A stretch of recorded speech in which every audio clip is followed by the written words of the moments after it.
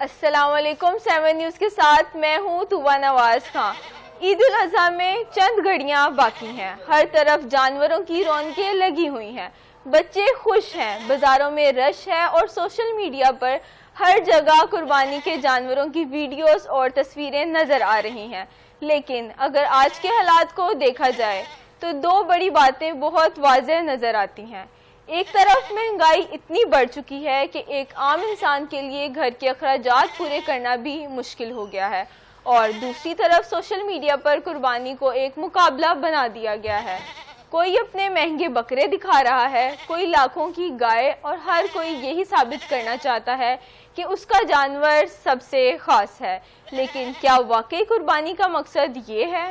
کیا اللہ کو ہماری تصویریں، ویڈیوز اور دکھاوا چاہیے یا ہماری نیت؟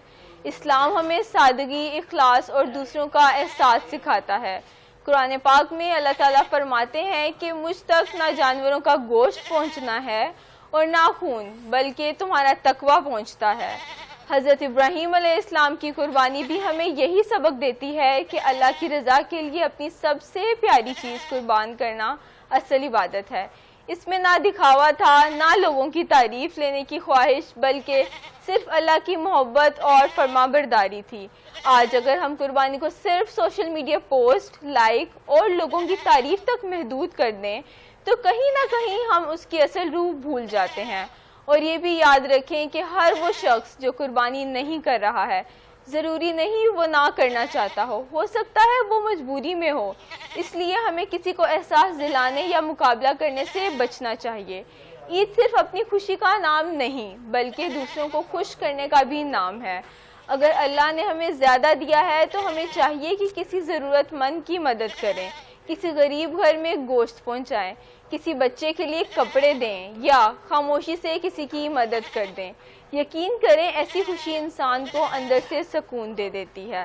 اسلام ہمیں جانوروں کے ساتھ اچھا سلوک کرنا بھی سکھاتا ہے۔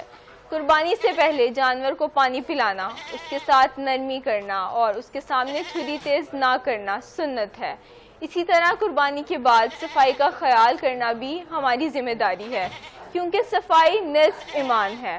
ہر سال کچھ لوگ قربانی کے بعد گندگی سڑکوں پر اور گلیوں میں چھوڑ دیتے ہیں، جس سے دوسروں کو تکلیف ہوتی ہے۔ حالانکہ ایک اچھا مسلمان وہی ہے جس سے کسی کو تکلیف نہ پہنچے۔ تو اس عید اپنی قربانی کو صرف ایک رسم کے لیے یا سوشل میڈیا پوسٹ کے لیے نہ بنائیں، بلکہ اسے سچی عبادت بنائیں۔ جانور کے ساتھ ساتھ اپنے غرور، حسد اور دکھاوے کو بھی قربان کریں۔ اللہ ہم سب کی قربانی قبول فرمائے، ہماری نیتوں کو صاف رکھے اور ہر گھر میں خوشیاں عطا کرے۔